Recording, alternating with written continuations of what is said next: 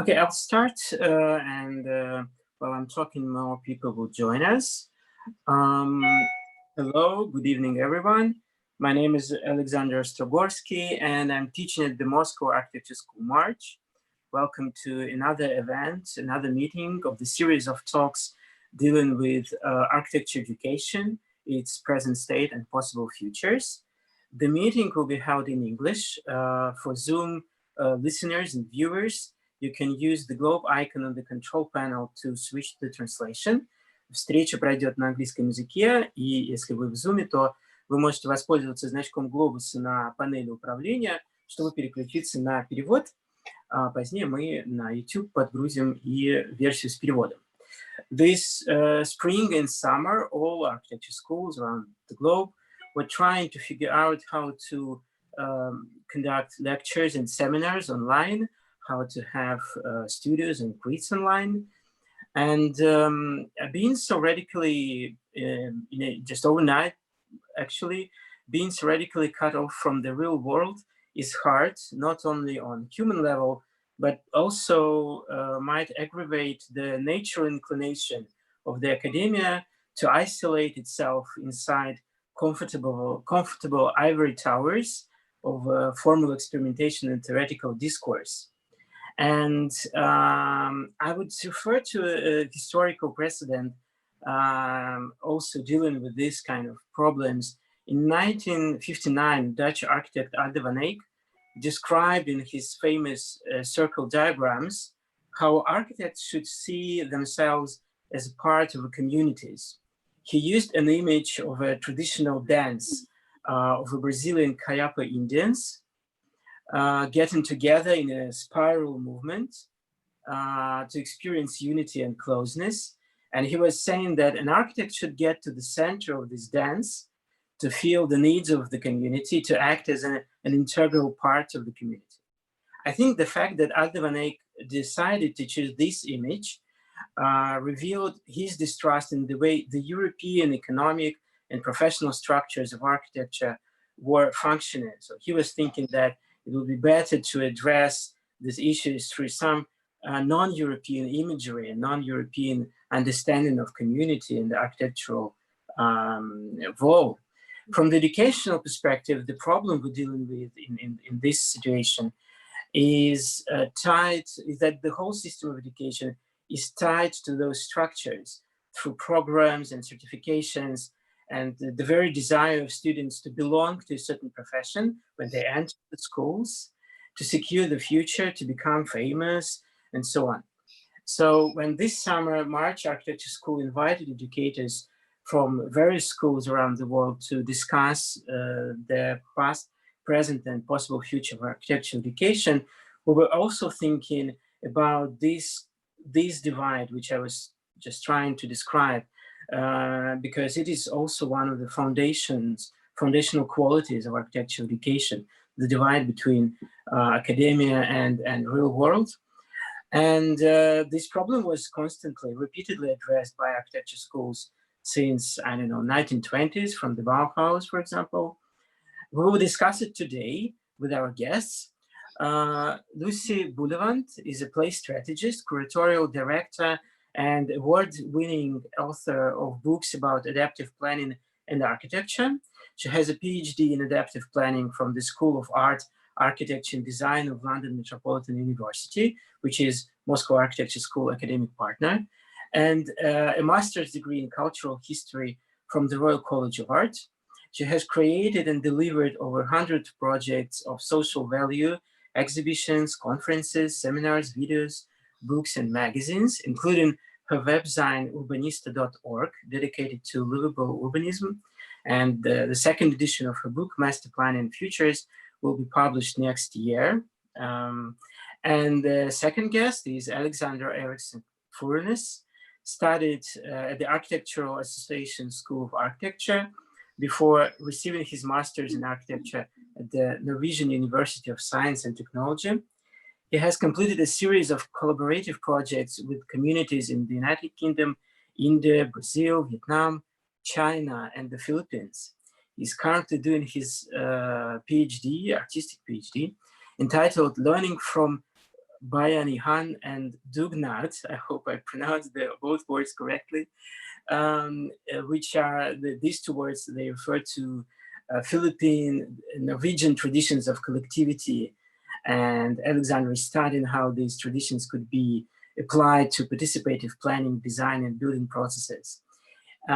He's also a part of the curatorial team of the Philippine Pavilion with the theme Structures of Mutual Support for the 17th Venice Architecture Biennale, scheduled for 2021. Hope it will be there finally. This is all with my introduction. As usual, I'm saying that we invite in these beautiful guests and experts, and we giving them absolute carte blanche to discuss whatever they feel important and interesting. So let's see how our today's guests will approach the subject. Welcome, Lucy and Alex.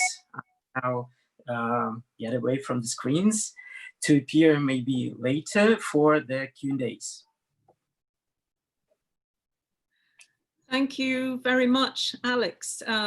Alexander, there's two Alexanders here. It's a real pleasure to be working with you and talking today to all your viewers, together with Alex Furunes. The title of our presentation is Critical Localized Pedagogy, and the reasons for this will very likely, hopefully, become clear in just the opening stages of what I'm going to say. So I'm going to set the scene, and we're going to look at a number of our joint projects. So I did some time ago, I did my very first degree in art history, and received a training, very, very rigorous training from the British Council in how to curate absolutely any type of exhibition and transport it and send it anywhere in the world. And I have given over a lot of my career to this whole professional business of curating.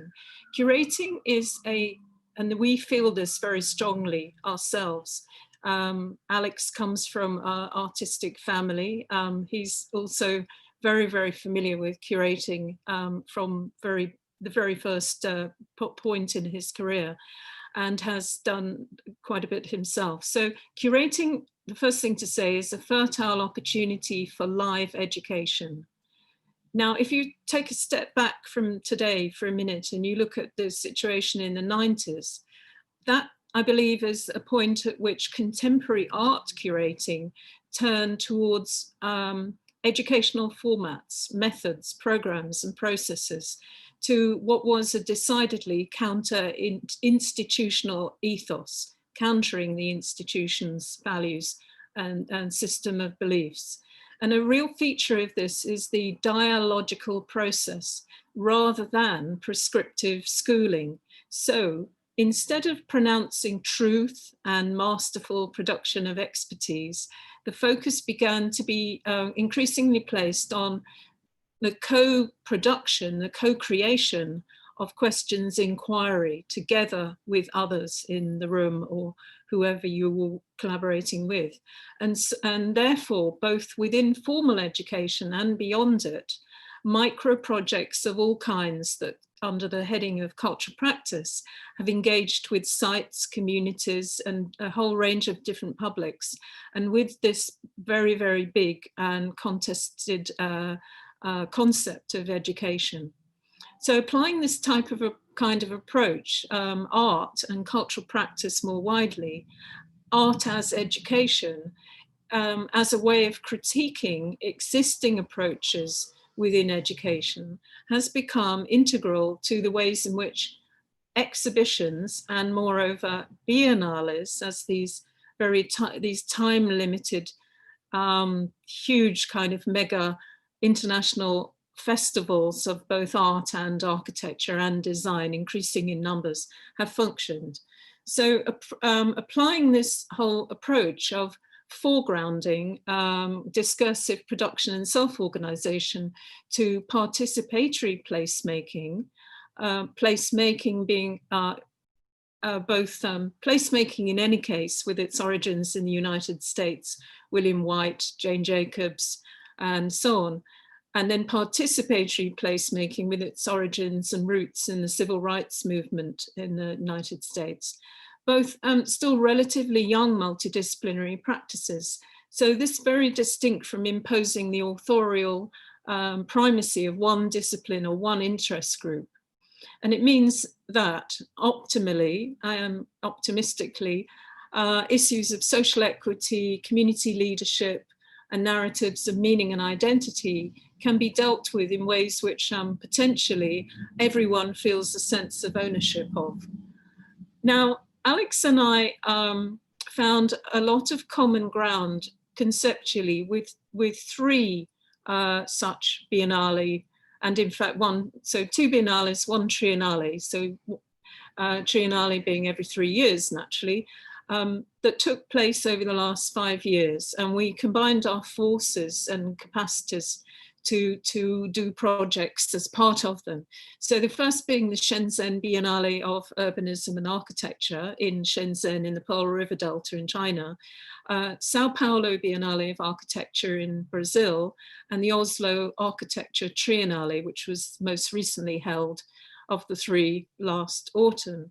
And then these three, the announcements of these three way back at the time when they were first announced, prompted us to make proposals in each case to play a cultural project role.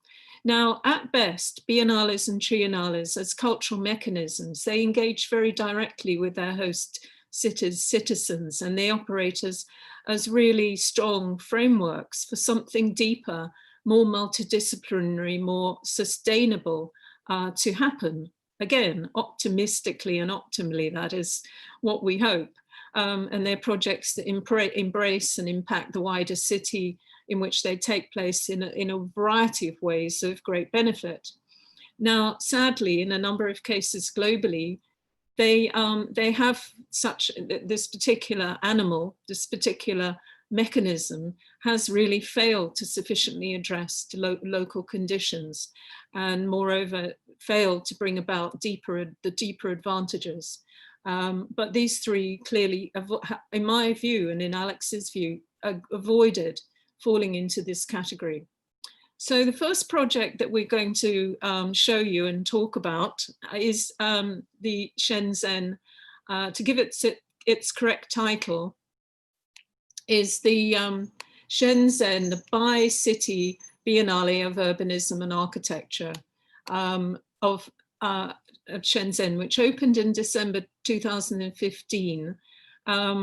We immediately could see that our participatory work that we had been discussing, we hadn't done a huge amount of work, but I can tell you a little bit later on what we had done by way of preparation.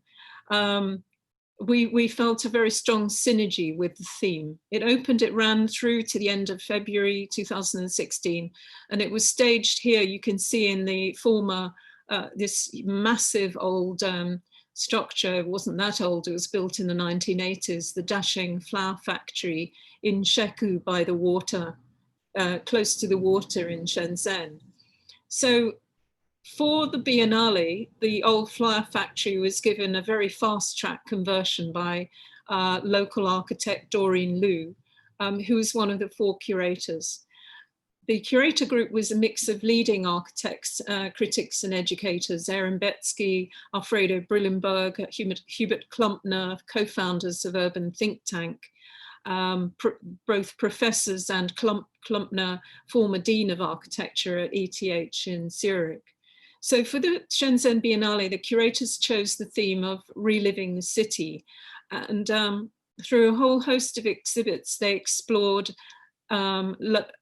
exhibits of local and global artifacts. They explored the reimagining, the repurposing and the remaking of urban spaces by architects working with citizens to make cities more useful, more just and more sustainable. I mean, it really was a whole kaleidoscope of radical urbanism, including digital and handcrafting exemplars, with an exhibit representing a whole collective effort of collaging both materials, forms and images from the whole region of the Pearl River Delta in which Shenzhen is located.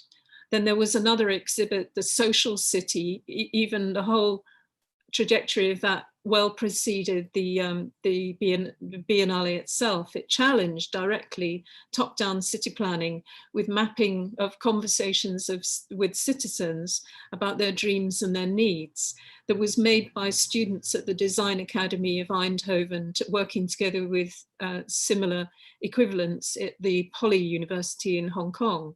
And then they launched an online platform of their findings at the Beijing Design Week, 3 whole months before the Biennale opened, and presented a physical version of it in the Shenzhen Biennale that people could go and examine more closely. And then there was this other facet of the Biennale, which was amazing. The A-Formal Academy Relearning the City was a program of workshops, conferences and discussions that run, literally every single day, led by Jason Hilgerfort and Meir Badia, to architects and urban designers. And it set collaborative workshop-based learning processes in the context of the really dense and booming region of Southeast Asia, and obviously in particular the Pearl River Delta. So it was within this fascinating curatorial context and supported by our shared intellectual ground that we created our collaborative project, Remake We Make, which was a film and a workshop leading to an exhibit in the former flower factory. So the workshop process, we chose to carry it out in a part of the city of Shenzhen in Beizhizu, which is one of the most well-known of the urban villages there. Urban villages are occupied very often by migrant workers who come to the city from rural China, all parts of rural China, to be part of a larger industrial base. And in the case of Shenzhen, to join its world factory. Part of it was undergoing the threat and the actuality of demolition. Living here in this very densely populated neighborhood is a very kind of precarious experience, but you're very close knit to all your neighbors.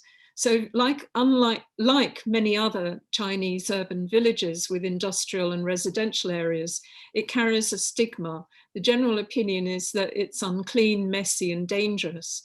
But the industrial part of Beizhizu, there are several types of factories, and amongst them there are large and both smaller operations, particularly specializing in knitted textile fashion garments. So as labor costs in China are increasing, many of the larger ones have now relocated to Bangladesh or the Philippines. And following this trend, Shenzhen is now changing its industrial infrastructure from mass production to high-tech industry and advanced manufacturing. And as a consequence of this development, many urban villages like Beizhizu are now really, it's not the only one, being demolished to make space for this new this new industrial identity. So Alex is going to present the process of Remake We Make. Right, so the Remake We Make was an open platform basically for us to do and initiate this project, which was a collaboration with the textile factory in the urban village of Baishiso, as well as students of Shenzhen University and architectural firm .A. The factory consists of 11 migrant workers that have worked on the production line for more than 20 years. They all have a specific task within the factory, and this would be either like sewing labels onto clothes or connecting the arms to the sleeve, ironing, as you can see here, or even just packaging. And this was then designated to separate jobs within the factory. So together with the students, then we initiated this workshop that would go into the space of the Remake We Make, where there already was this kind of film screen with other architectural practitioners that have been doing collaborative work, such as Assemble, my student collective at the time called Workshop, and some other firms, called Turner. Yeah, so this space was then a potential to work with this factory and the students to create something that we thought as a collective or as a group was important to show in the case of the Shenzhen Biennale. And as we started working with the workers in the factory and the students, it became clear that actually it was really about trying to articulate a series of statements that was important for them. There were so many different contingencies and challenges that they were facing in terms of the whole area being threatened for demolition, but also the kind of status of being a factory worker and actually what that means. So the project became a kind of a series of statements that the students developed. I think there were about 16 students and 11 workers that then worked very closely together to develop these statements. And that was fantastic to see, because the students and the workers started establishing really close ties. In that process of making the exhibition, they also discovered new things that they didn't really have at the outset. One of the workers suggested that actually the main concept of this exhibition needs to be illustrating the fact that we are not just all the same. We're not all just factory workers, or even the students, in the sense that we all represent different experiences and knowledge and such things. So they brought out these kind of yarns or these textile, these threads as an example of like, why don't we make a series of tubes that all illustrate our own statement? And then as a collective, we then represent a variety of messages that we want to share with the world. And that they then developed this into different symbols and patterns and statements with a little tag on the side that also then described what these descriptions were about. And the point was to invert these tubes. So on the inside, they're all the same, but on the outside, they're showing all the variety that the factory workers feels that this is what we want to show, basically. Now that collaboration between those 11 factory workers resulted in 11 textile tubes, and an incredibly close tie between the students and the factory workers. They had kind of somehow bonded quite closely. They had been part of every step of the fabrication process. The workers on their end had kind of also been part of, doing other tasks in the factory than they were normally doing. So that was also something that kind of generated a bit of enthusiasm and excitement. So this was this whole exercise, was a moment of doing something different and expressing oneself through the actual act of making something. And that generated a whole set of different statements, which deals with, the pending anxiety of losing, the factory, which deals with this idea of identity and the misconception maybe in some cases that, some of the workers expressed that they felt this was a choice they had made, becoming a migrant worker, moving from the rural to the urban to care for their families that are back home. So, and also, I mean, there's a lot of really interesting topics, but within this Biennale space, then Remake We Make became a space to discuss these topics. So we had a series of roundtables where the migrants then would bring in themes and topics that, you know, developed these groups and discuss that with people that would come by, basically. Some student that had come into the project with a bit of a negative feeling about urban villages in the outset, you know, ended up becoming very enthusiastic about the place, even ending up buying a sewing machine. So there's the relational aspect, which has to do with this making and co-creation that kind of became quite evident in this project. And one of the people who came by, both at the making, the process stage into the industrial workshop, and also to the final exhibit, was a really old friend of mine, a Dutch cultural historian curator, Ole Bouwman, with whom I've worked. I worked from since early 90s up until the beginning of the noughties. And after, I think, actually. Now he got the job of director of Design Society, which was the new cultural platform in Sheku, I think largely funded or partly funded by China merchants, the big developers who also own the site of the Biennale, and actually the prime movers of the Biennale together with the municipality. So they were on site building their new center, and then it opened the year after the Biennale in 2017. And he was really, he said he was very, very impressed with the way that we had brought together the architectural students from both Shenzhen and Hong Kong together with the manufacturing workers. And apparently that had not been done before in China as a whole. I mean, with China's shift, you know, more in more recent years towards working with a new culture program and a lot of education and focus on training within cultural industries, and design to the forefront as a mode of expression and identity, moreover. Such a process of matching people up from different backgrounds, I think it was really highly significant. So he was influenced by that model, and he introduced it to the program at Design Society, involved some of the students in producing some of their exhibitions. So we're really gratified and pleased to see that there was this continuity into an existing, or a brand new organization that had had its seeds in the same area, and came to fruition just the year after. So is there anything else you'd like to add? Alex, is there some other point you'd like to make about the outcome? I mean, it really was a vivid expression of the individual lives, wasn't it? Yeah, I mean, it was somehow a way of articulating a form of experience that they had. And I think that was interesting. And that actually then generated this kind of, you know, I think the students at the outset was there to listen, and they were listening a lot. But then actually there was this moment where they found that we have a lot of things in common. And that at that point, they started forming these relationships that didn't end at the end of the project. The students started working with the textile factory, setting up an online retail setup for them, you know, and that was, you know, one collaboration.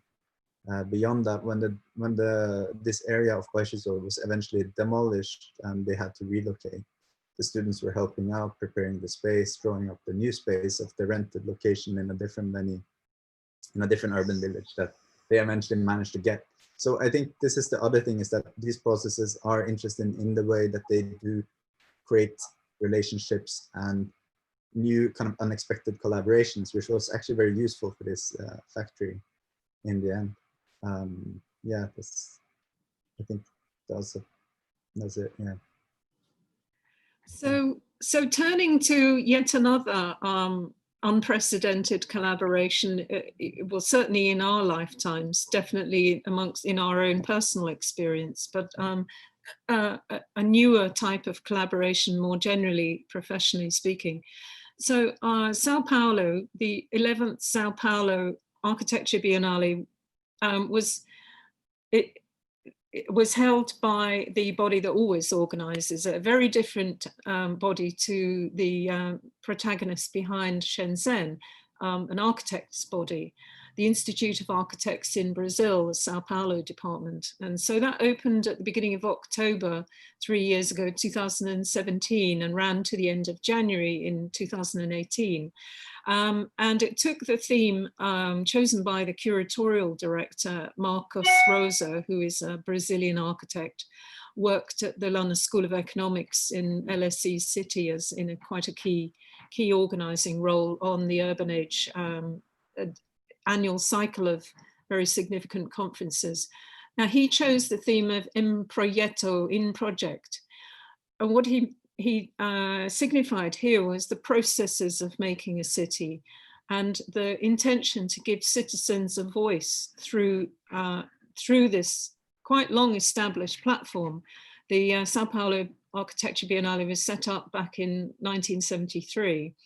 And it remains today as, you know, really is one of the most important exhibitions promoting innovation in architecture in Latin America.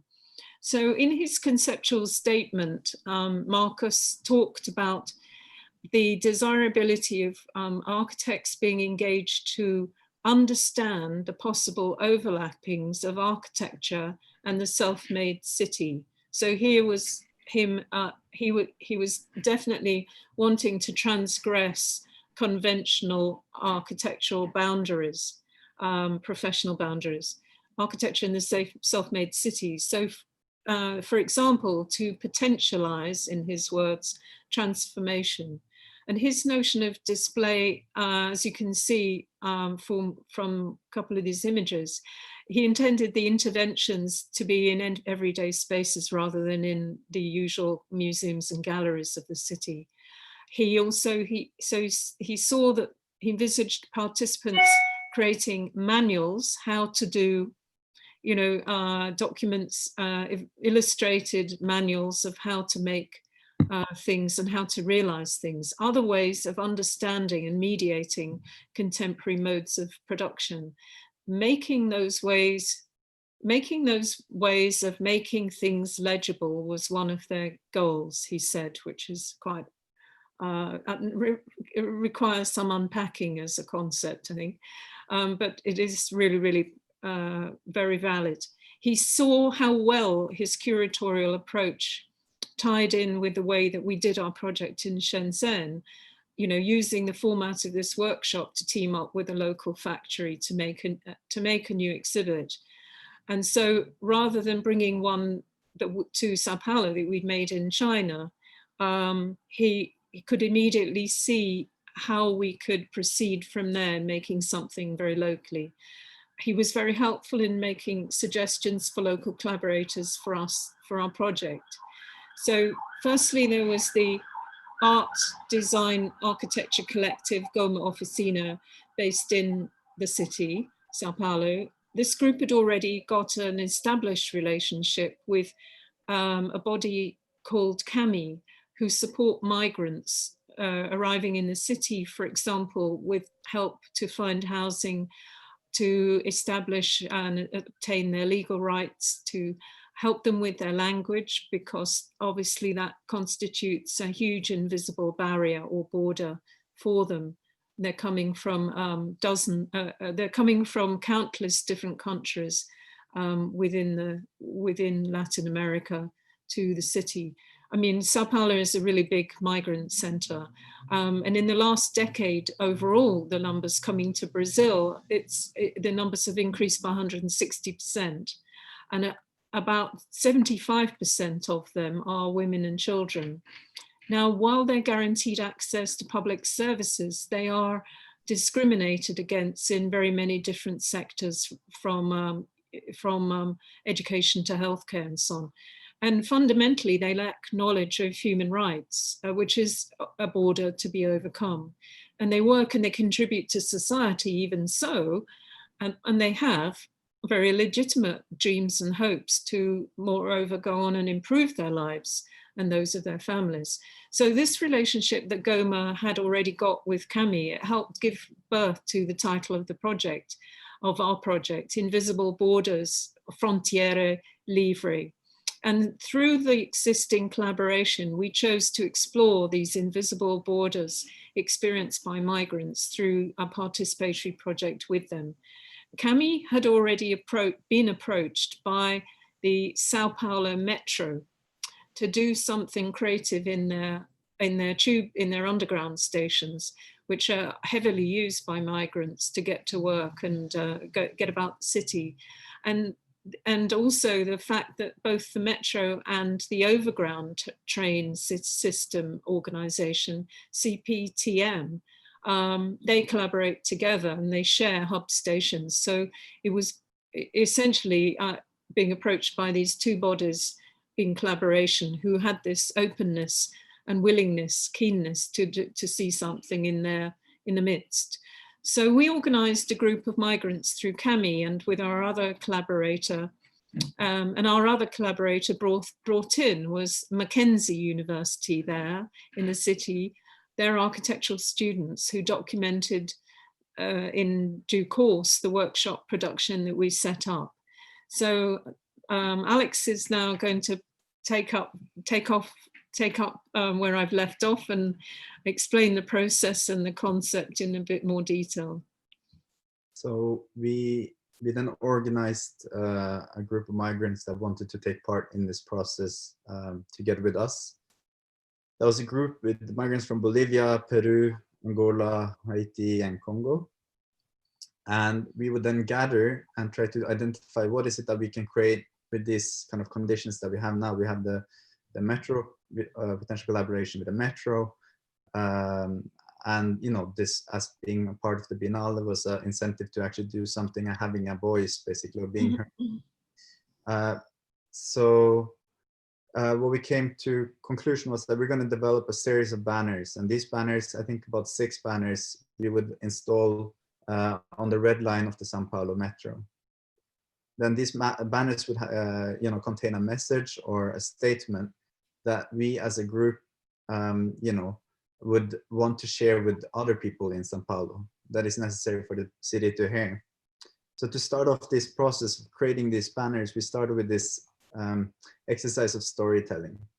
Somehow it's important that we are all coming from different places, but you're all facing these invisible borders in different way. And if you can root that in our personal experience, I think we can really talk from, a rooted experience of having come to Sao Paulo and faced all this, some quite severe consequences of not, being able to cross these invisible borders. So we worked together, each group then, each member kind of sharing their stories of these invisible borders, taking on the role of a storyteller, which I think is an interesting kind of position to be in, but even more being an active or passive listener to that story, and then trying to find out where is it that we have something in common in our different stories of these invisible borders. So what you can see to the right here in the screen is the attempt to write a collective story about what these invisible borders are to us as a collective. But I don't think it wasn't until we started working and actually working with the material and painting that we actually managed to articulate this common narrative or this common story of these invisible borders. It was a translation into symbols and abstraction into symbols that managed to kind of generate a feeling of working towards the same cause. Each of us having personal stories of what it means to come to Sao Paulo, but these symbols then, they abstract and they touch on concepts and ideas that are important in these experiences. And Jose here, for example, is showing a concept or like a drawing that illustrates the concept of breaking the national border, but realizing that on the other side there's still chaos. But as long as we manage to organize, we can look for tomorrow. That was his narrative for this banner. And somehow these stories became manifested in these drawings that they made, each for different stations.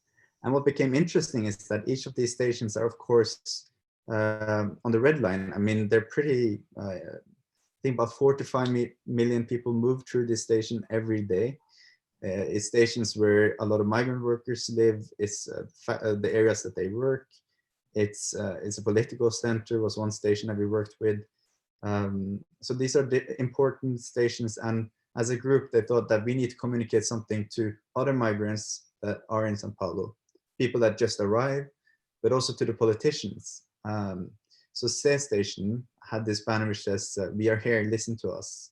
And that is the banner that is down to the right here, which symbolizes the government not actually looking at the migrants, only looking at the Brazilians. So that was a message that you couldn't really avoid not seeing, because it was at the only exit of that station. But yeah, we'll show a little film to show a bit of the process.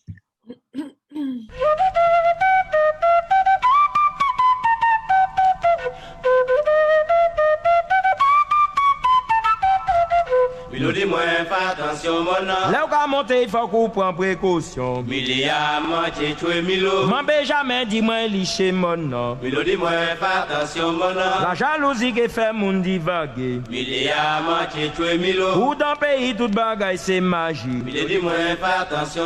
M'en jamais dit moi licher mon nom.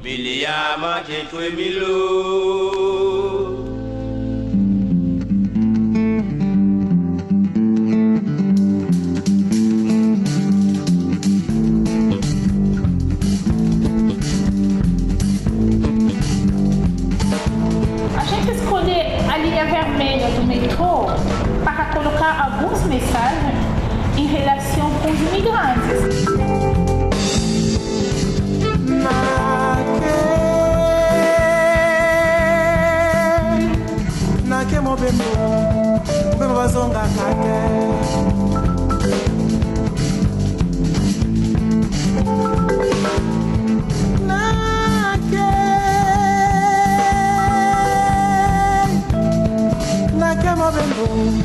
Utawala Lumumba beba tonya saba kufa kuna liberté ya Afrika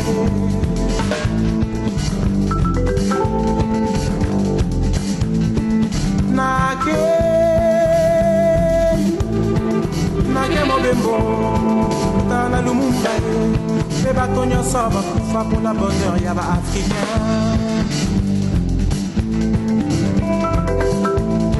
Kasi na nsima na ngai nalingi nayoka ye Afrika ekoma na kimia,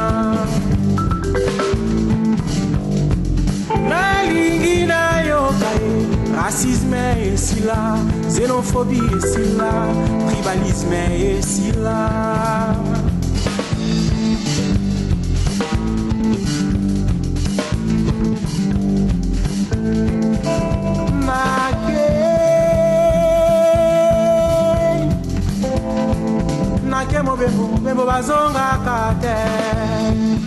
¡Viva los inmigrantes del mundo! Yeah, so as you can see at the end of the film there, actually, after the biennale was finished and these banners were taken down from the different station, the migrant group actually organized a demonstration down one of the main streets in Sao Paulo, Paulista Avenue, to call for like attention to migrant issues. And it's nice to see that actually these banners then represents a lot of those values and ideas that they did need to and want to communicate in this demonstration as well. So it actually went a little bit beyond the biennale also. This way of working where you're actually trying to articulate something through making something can often help in formulating actually a message that is comprehensible somehow. Yeah. And yeah, so there had been exhibits before in the metro, but nothing like this. I mean, they were just things like, business stands, whereas these banners were really prominent in really prominent positions as well, and completely unprecedented. So I think that, if we're assessing the impact of the project, I think in facilitating immigrants to tell their collective stories through these statements, through these symbols, I think it was really the first urban placemaking project of its kind, which proved that that how participatory design and dialogue can really genuinely strengthen a sense of urban citizenship. So we're going to move on to our third project, which is the Oslo Triennale of Architecture. That we didn't curate the whole thing, but again, a project within the Oslo Triennale. What is the Oslo Triennale? Well, it's the foremost festival of its kind in the Nordic region, always held in the capital city of Norway, in Oslo. Topical and very, very forward-looking, very sustainable, topical, knowledge-driven. So we immediately responded when the open call for projects was announced. We immediately responded, particularly because we were fascinated by the theme that the curators had chosen. This was quite a while ago, but as I said, it was staged in autumn 2019. The theme was enough, the architecture of degrowth, because degrowth, although you don't actually read that term very often, it is a very, very valuable concept. And the curators felt that it needed to be far more known, even though it caused some confusion, I think, amongst certain people who thought that that wasn't the right term. But it opened up a discussion. I mean, degrowth signifies a necessary shift in perspective and priorities away from for living, away from the world's GDP growth paradigm. You know, a world that's driven by logics of development and progress, privatization and austerity policies. So the four curators, Finn Harper, Maria Smith, Cecily Sachs Olsen, who's the Norwegian in the group, and Matthew Dalziel, wanted to foster a architecture of alternatives, a degrowth movement. So they one thing that they did that was impressive was to test formats of events in the months before. So for example, an audio walk that they made for people to follow. And the actual program in the end was pretty wide ranging, including a genuinely very fantastic interactive theatre performance with Rimini Protocol, the performance group. So we set up our project in a suburban area of Oslo. And again, it was very workshop driven. And it was inspired by a concept called dugnad, which is Norwegian traditional process of collaboration. And we presented the results in the library exhibition the curators put together in the National Museum of Oslo. And the library celebrated, the idea of it was to celebrate the value of sharing, decommodification, and the democratization of goods and ideas that would be at the heart of this putative degrowth community. So Alex has studied dugnad in huge detail. We made two little publications, Action and Reflection, where we have a series of essays we wrote ourselves, guest essays, and some advice on running participatory workshops. And you can fully understand dugnad if you read them. By the way, we also have online version too, but he will elaborate on dugnad and explain the collaborators and the context a little bit. Yeah, so I mean, dugnad, before I talk about the location, dugnad is a really interesting term that exists in Norway. It's been in Norway for as long as I can't remember, hundreds of years, basically. It's been around forever. It's been a mechanism for communities and people to come together and take collective action, basically. That means whether it is harvesting, whether it's renovation, whether it's building a community house, which is a specific task that actually is done through dugnad, or if it's like you know, taking care of each other in the face of calamities and so on. But this tradition exists in different words, but in a very similar way in most countries around the world. So, you know, actually looking at these traditions can be very, very interesting. Dugnad, as an example, was also very actively used in the post-war period, rebuilding after the war, where communities would come together and Specifically this area which we're now working, Sletteløkka, was one of those areas that was a lot of dugnad spirit to kind of rebuild and provide housing in the post-war years. Sletteløkka to me is a bit special because it's where my mother grew up and my grandparents. I would often go there when I was young. I didn't grow up there myself, but it's an area in East Oslo, in the suburbs slightly, which has about, I think, 2,000 residents, and it's located in between the major highway and a military compound. So it's kind of a bit of a in-between space. All of these residents, they live in residential blocks, and there is kind of this feeling of not having a place to meet. So this project was a collaboration that we initiated together with the municipality of the area, Bydel Bjerke, and architectural teacher Mathias Josefsson, and his former student, now an architect, Maria Ortun, as well as my colleague Sudarshan Katka, and working directly with the residents and trying to actually see how this mechanism of dugnad could be a way for us to self-organize and propose and develop a new meeting place for with the residents, and then work with the municipality to make that happen. We found this old vacant kindergarten located in the very center of this region that we managed to get the lease for 10 years. Now that's at that point we could start that process of working together through dugnad sessions, which very often are 1 or 2 hours, frequently over a set of days or weeks, to then renovate this space and develop a new meeting space for the community.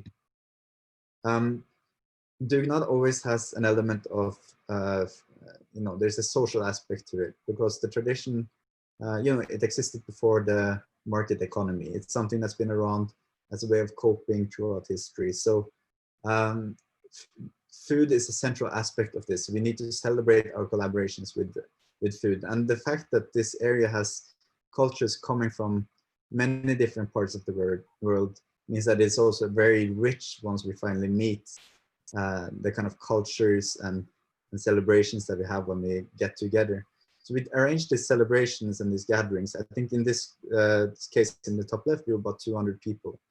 And we would discuss things such as what the program could be of this vacant space. What are the activities that could happen within this these empty rooms, but at the same time, what are the existing activities in the area that could benefit from using this building? Lars from the municipality here has been working incredibly with trying to support local initiatives and providing the right condition for them to kind of continue their initiatives. And there's things like homeschooling, language courses, food programs, and there's just really not a space where these things could happen. So that's what this kind of dugnad sessions were about. These big keys are an example of where we have actually developed some of the activities into programs. And we're trying to look at what these key programs are and what are the key activities and key people that would be operating these programs over the long run. In the top film to the right, you see a performance by one of our, well, actually, yeah, that was a performance where we try to sense the space and look at what kind of potentials are there in there for us to transform this space to something that we would accommodate these programs. Yeah, but this round of workshops was what we called idédugnader, or the dugnad of ideas. So it's about generating ideas of how we could develop this space together. Now this is an ongoing project, and this year we actually moved on to byggedugnad, which is the kind of construction of element of dugnad where people come together and we support each other in building the space. All the material is being used for this project is sourced through this organization called Recycle, which actually you basically request a series of materials and they will then assemble or collect that material from buildings that they demolish. So you can actually reuse a lot of materials in that sense, which is quite fantastic. what is interesting, I think, in introducing Dugnad into some kind of a community project like this is that it does give the municipality a possibility to support something that would have required a lot of energy from their side if they were to start it themselves. And I think Lars from the municipality has said himself that actually very often when you initiate something from the municipality side, it might be the wrong program, it might be the wrong idea that you're initiating. So we really need to start from the community side to kind of support initiatives and activities that they already have, that are already moving, that's already running, so that these programs can actually flourish and much more than if they weren't receiving that support. So this community center is trying to do that. I think the food group is already engaged in cooking and already have had some sessions in there. And in the bottom left corner, you can see the schools are discussing how they could use the space here. So there's a lot of stuff happening right now. Of course, a little bit punctured by COVID-19, but still moving. And Norway is opening up now, so we'll be starting the next round of Dugnads in a couple of weeks. So yeah, that's the story of this ongoing project. Yeah, and I interviewed Lars for the one of our booklets, and he one thing he said that struck me in particular was that prior to this project, at some stage quite recently, they as a local municipality had made a very in-depth and nuanced social economic analysis of the neighborhood themselves. They'd done it through the in-house officers. And normally, you know, business as usual model is bringing in external consultants. They decided to do it in-house, and as a consequence, they obviously ended up empowering themselves with a greater degree of knowledge of all the holistic, you know, they got a very strong holistic picture of all the interrelated, interdependent challenges and potential assets that could be drawn out.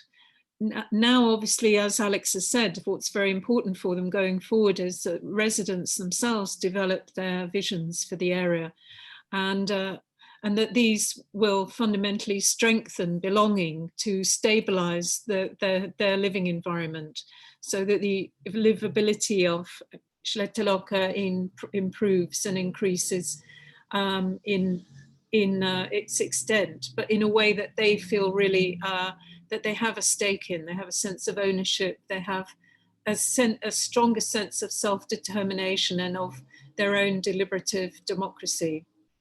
So to finish off, we just have a few quick points. I think we've not made this point yet, but did I make it already? But let me make it now.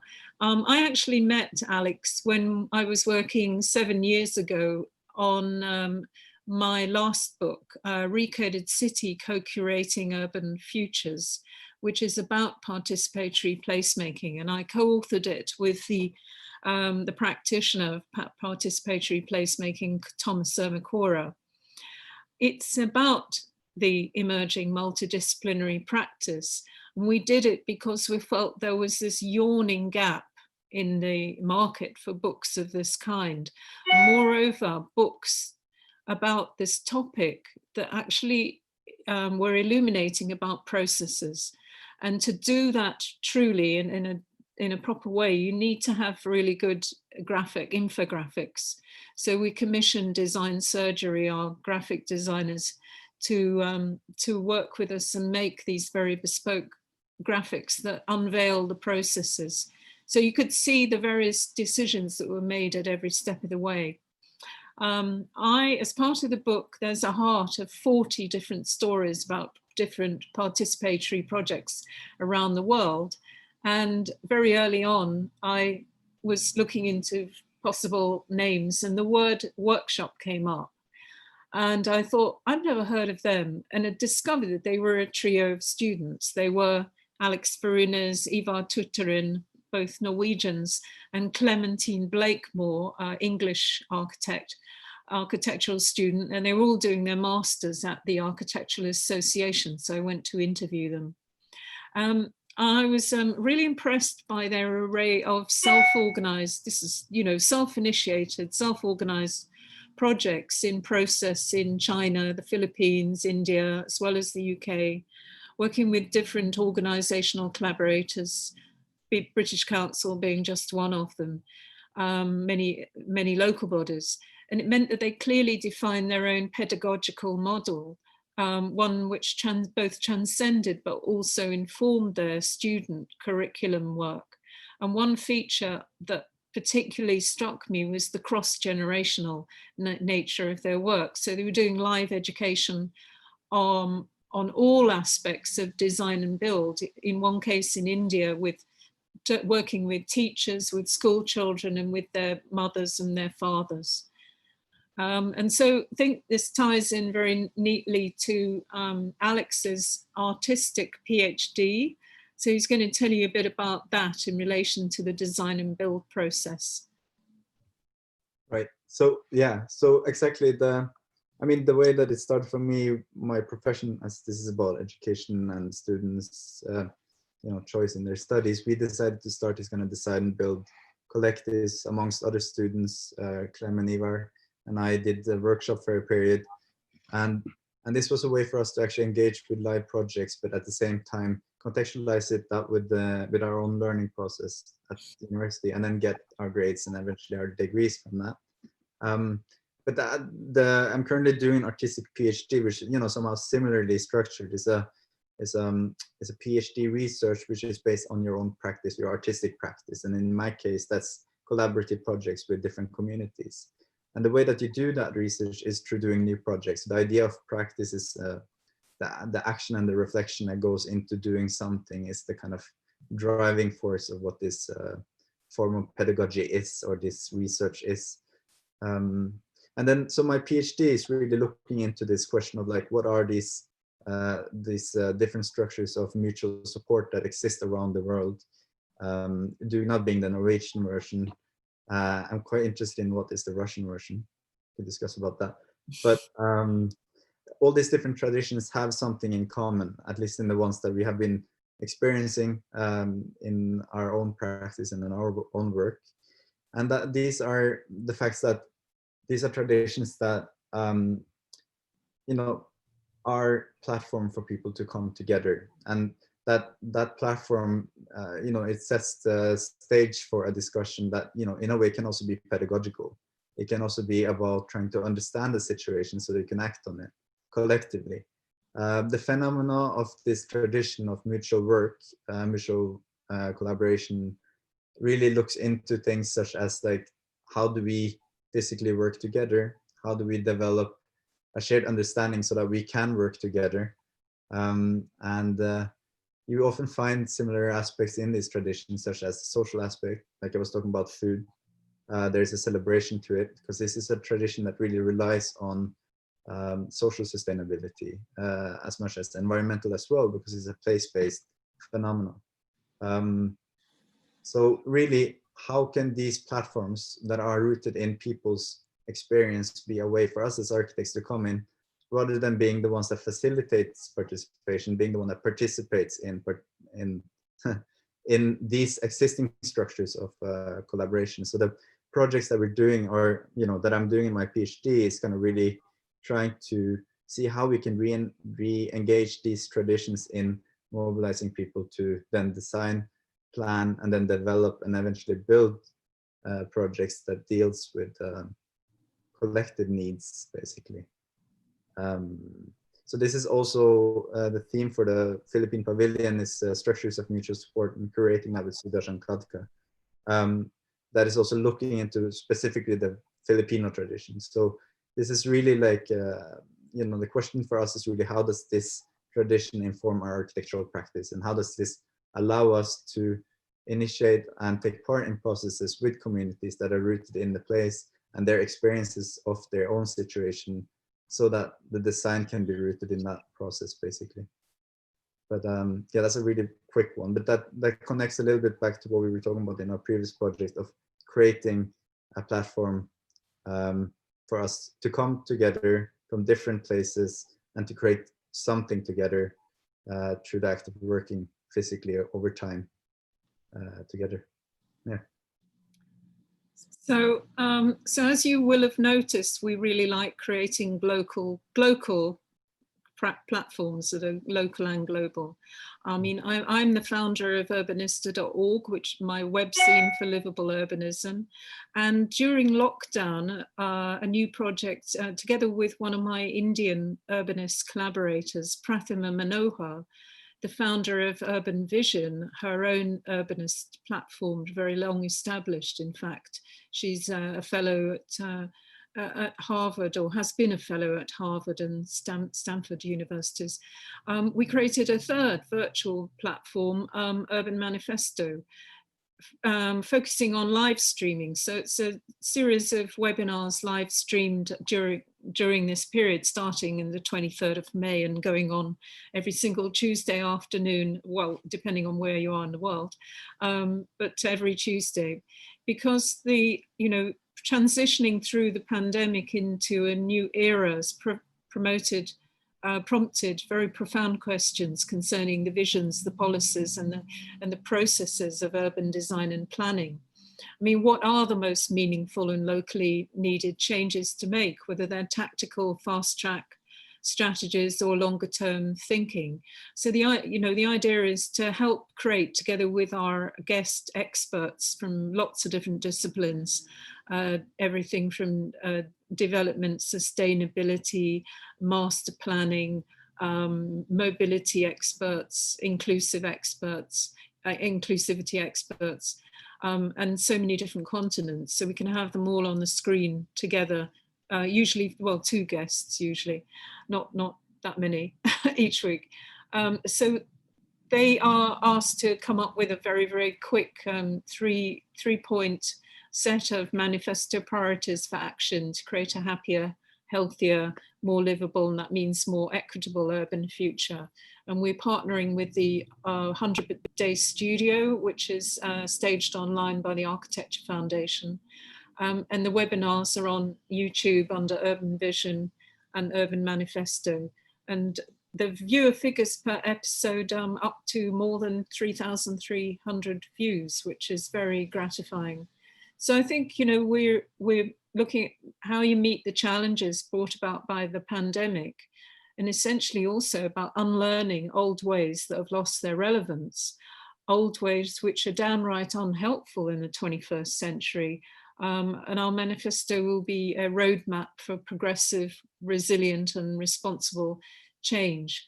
So, whether it's fast track, to improve walking and cycling safety, to strengthen community support systems, all of which we've seen happen at an incredible speed in different cities around the world. All of that serves to demonstrate that adaptations to places can be done both very well and at speed. And that begs the question of what other aspects of placemaking that are equitable can be accelerated. So just by way of finishing off, a few concluding points about the wider pedagogical context of the theme. It's very clear to us that architects have absolutely lost power in increments over the last years and decades.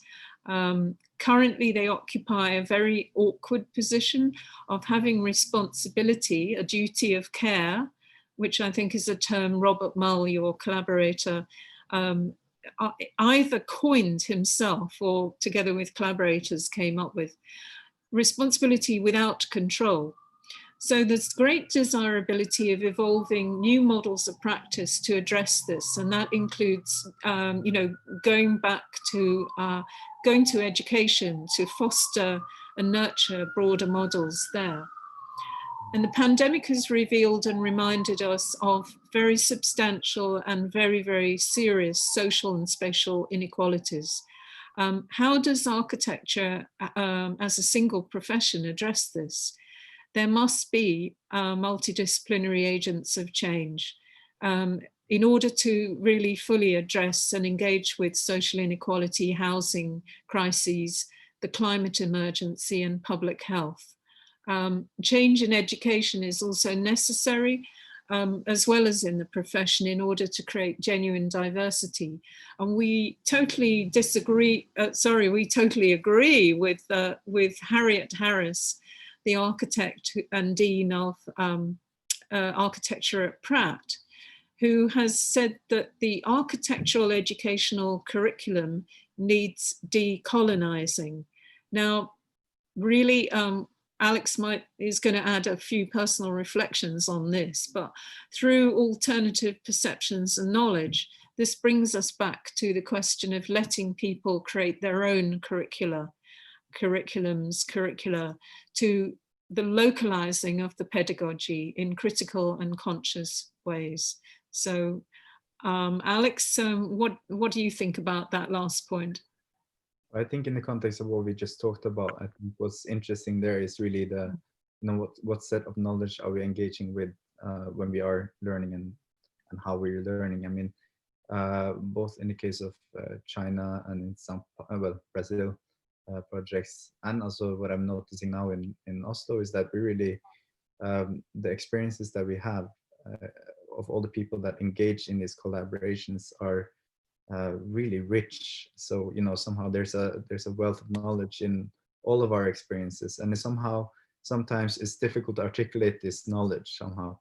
So in what way can we communicate and articulate this other form of knowledge that most of us carry around through our own experience in life somehow, and how do we then create these platforms where this knowledge can exist somehow and be relevant and exchanged. I mean, there's also a lot of knowledge that is very difficult to put in words.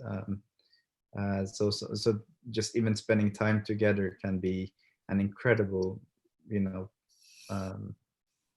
learning experience in many situations. Yeah. I mean, this is also, if you look at pedagogy, just like Paulo Freire talking about critical consciousness, and the capacity to understand one's situation so that you can transform it. I mean, this is also something we can discuss more. Hi again, Alex. Yeah, thank you very much for this very informative and practical discussion. We would love to have questions from the audience. Please send them to us in the chat. Meanwhile, I'd like to ask you a question which I was thinking about. The educational process is very much influenced by expectations from the industry, but also from the market, right? Everyone expects an architect to be someone to do things in a certain way. So I was interested in your experience, how you saw, maybe if it's happening, how the expectations of the communities which you worked with the very diverse cultures and experiences, from China to migrants in Brazil and Norwegian community, how their expectations of what a person called architect should do, how they reacted to your first contacts, or how was it? Because maybe it's one of the kind of key ingredients. If we change the expectations, the curricula would be changing naturally. Exactly, but I think that's so important, because very often understanding what another profession is really hard. To understand the implications of what your expertise provides. So how can we? I think the challenge that I also feel myself when I work with other professionals, or when I work with communities, is really trying to understand what is it that this knowledge that you're carrying implies in practice. So for us, when we've been working, it's been a lot about trying to create that platform where we can try to understand each other before we start working, so that we can actually start to understand what is what is actually you as an architect contributing with, or what do you represent in the context of our collaboration?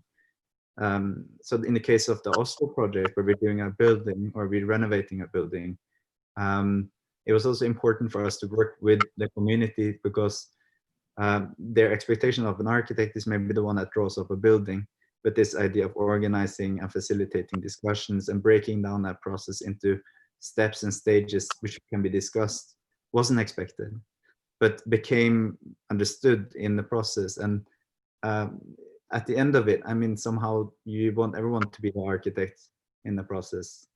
We want everyone to be have that capacity and access to the knowledge that is contributing to shape our built environment, so that we're not, as architects, taking care of our built environment. Is everyone is part of living and taking care of our built environment. So actually, in the creation of our built environment, we also need to share that knowledge that we as architects have.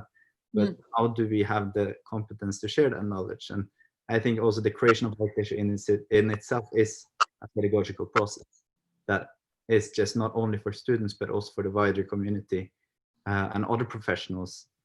Yeah, so that I think that kind of, I don't think we need to define. I think the role of architects is really broadening, and I think that's a healthy thing, that we are actually, as architects, taking on much wider roles than the traditional conception of an architect. So that with the broadening of the profession, we also need to somehow be able to articulate what we do as architects. And I think that articulation is really important, because eventually we are social beings and we do need to create things together. And the wealth of knowledge that comes from the diversity of professions, I mean, that's the fun part of the whole process, and especially collaborative processes, right? So, yeah. And Lucy, what do you think? This I think that it kind of refers to a process which is described in a positive way as deprofessionalization of professions. Everyone doing not things prescribed by degree, but what is needed in certain place and time. Yeah, absolutely. And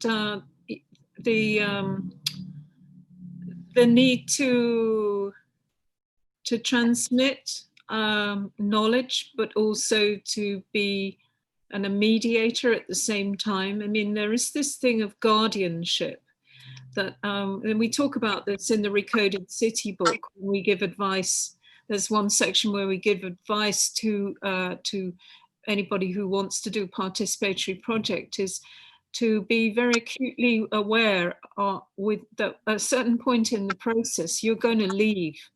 You are going to leave as professionals, and you're going to leave a legacy for those community group members that you're working with. What are you leaving them with? Have you empowered them? What is your leadership? Is your leadership enlightened? And is it not unconsciously top down? I mean, there are different ways of being top down without imagining that you are, you know, for example. Architects sometimes not always the best at being humble but at the same time it's kind of double-edged thing, because they need to be very confident in order to you know, to persuade people that what they're doing is the best course of action. But you know, obviously many communities have no idea what architects are about. You know, in London they know about Foster, designed the City Hall, or the Swiss, you know, the famous monuments, but they've never ever met anybody. And I think, you know, unfortunately, you know, the Grenfell tragedy really put the spotlight on not only the huge failure of the design and build process, where the architects have a limited power, but it put the spotlight on a very wholly nasty, dysfunctional system in which architects had got somehow trapped, but also in the very fact that architects who were not fully trained were actually working in the project as well. I think we have a body called Public Practice in London, which is set up with support from the GLA. And they basically are a very interesting body which is trying to promote partnerships and placements with local authorities in the southeast, in London and the southeast. There don't need to be younger built environment experts. They don't need to be architects. The majority are, but they can be planners or whatever. And as part of each cohort, every season, a new cohort, part of the time that they spend when they're not working full time in the authority is working together as a group, networking and sharing information. They come together for workshops and they support each other, and the institution supports each other. And this is a really good example of the way in which a new form of live pedagogy, lifelong learning is engendered.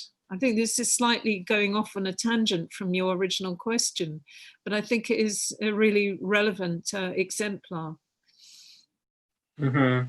And another, I would say, another side of the question that I asked before about expectations.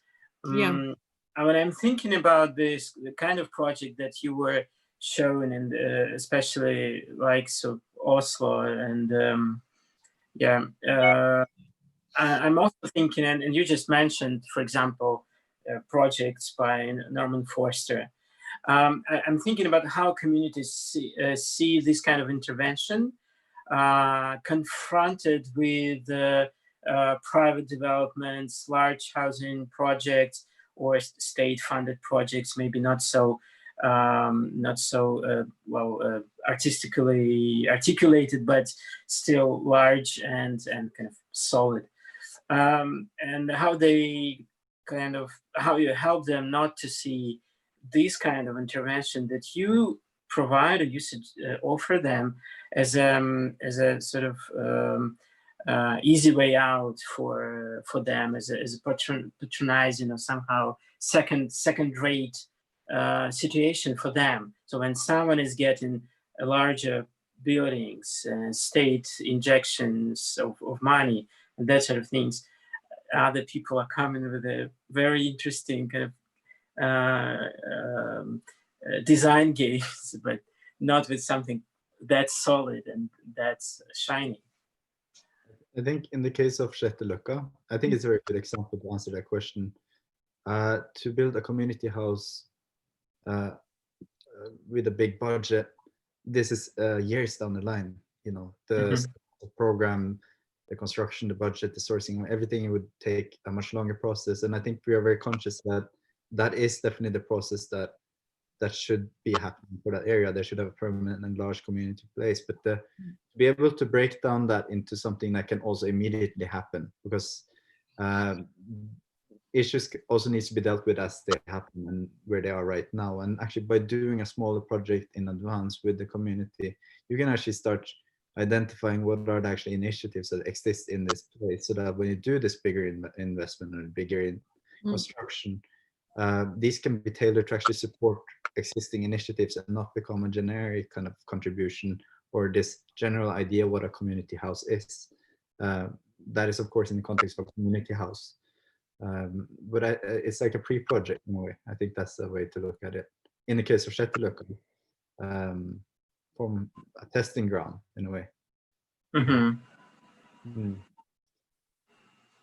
But of course, also, I think that there's a whole different level to, you know, if someone does something for you, or whether you did it yourself, your ownership to that would be very different. And in scenarios, actually, being part of creating something like a building can be very empowering and very, it can be an important part of kind of projecting your initiative in some direction, or, you know, actually mobilizing people around the project also. And I think we noticed that actually both with Shenzhen and with Brazil, is that by the virtue of working and making something physically together, we're also building a community around the making of that object. And the relationships built in that process can be incredibly important. I mean, one project we did in Tacloban in Philippines, before and after a super typhoon that struck there, as an example, where we kind of mobilized the community to work together and build a study center. Then the whole area and the whole city was devastated by this typhoon, which took maybe more than 7,000 to 8,000 lives. It was devastating. But this way of organizing by Nihan was a way for them to then build back again afterwards. So it's also, there's a resiliency, resilience aspect of resilience in being capable to deal with your own situation. And I think that's something we need to start considering now that we realize that disasters happen all over the world, like the pandemic, for example. So we need to be able to cope with sudden fractures in the way that our society is built up, so that we can actually get through it together. That I think is important. I mean, I think also projects that are instituted by practitioners like excuse me, Francis Carey in Burkina Faso in Africa, they are basically engendering a microeconomy system. They're creating systemic change at the same time as teaching local people how to apply particular building techniques or perfect the art of something they already know, but using it deploying their skills in a new way. So, you know, for example, the story, oft-quoted story about using the volcanic stones that the farmers in the fields always spend time raking away and throwing to one side as useless material. On the contrary, then in Carey's projects, he has taken that particular material of apparent little value and put it into projects, and therefore reassess the value, and given people a very thorough training in how to go about building structures, reversing dysfunctional cycles where buildings fall down or they get washed away in the rainfalls, and they can then set up themselves as teams and go and apply their skills elsewhere in the country. That is something, okay, that's one particular example, but I think that we need to have more examples of that elsewhere. Because it really supports a community resilience. And if you talk about resilience, I mean, the global disasters and calamities that we're facing, they're going to have local implications. So we do need to have some structures where people can deal with something without necessarily relying on the financial capital, but structures like what we've been talking about, mutual support, are based on the investment of time. So, you know, what are the other mechanisms that can contribute to these local ways of dealing with global problems somehow?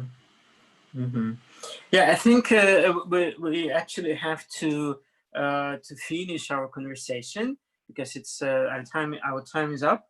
But I just wanted to say that I think it's a very interesting what we discussed just now is a very interesting problem and a very ambiguous topic, because I think what we've seen this year, for example, with the coronavirus problems and Black Lives Matter movement and many different grievous situations, I think what we've seen, the desire of many, well, maybe the community should be the wrong word, desire of many people to see government to step up and to take some action to control the virus, to control the police forces, which is of course absolutely fair expectation, and so on and so on. And at the same time, we can see, especially in countries like my own, Russia, and in the United States, and maybe in the UK, the growth of different versions of populist political agendas. So I think, despite our kind of faith in the community resources, we have to deal with the kind of counter movement globally, the expectation that governments would take more and more and will support citizens in all kind of different ways. I think it brings architects in a very complex situation, because architects are dependent on the kind of commissions they have, and it's very hard to redirect our focus from different kind of governmental projects or governmentally supported to community projects. But I think, yes, I would agree that it would be a very helpful and necessary shift. Thank you very much for being with us, for sharing these very spectacular projects and experience. I also want to, of course, to thank all participants for attention. And unfortunately, we didn't have any questions today. But anyway, I hope there will be some more, and we will send you if they will arrive to us, or we invite all the participants to contact you directly to learn from you, from your experience. I also thank our interpreter, Leah Berlidze, for her contribution to this conversation. And our next talks would be announced very soon. So be with us, follow the announcements in our social networks and on the program website. And well, thank you very much, and hope to see you soon. Well, by any means possible in these tough times. Thank you, Lucy and Alex. Thank you very much. Yeah. Yeah. Thank you. Goodbye. Thank you. Bye.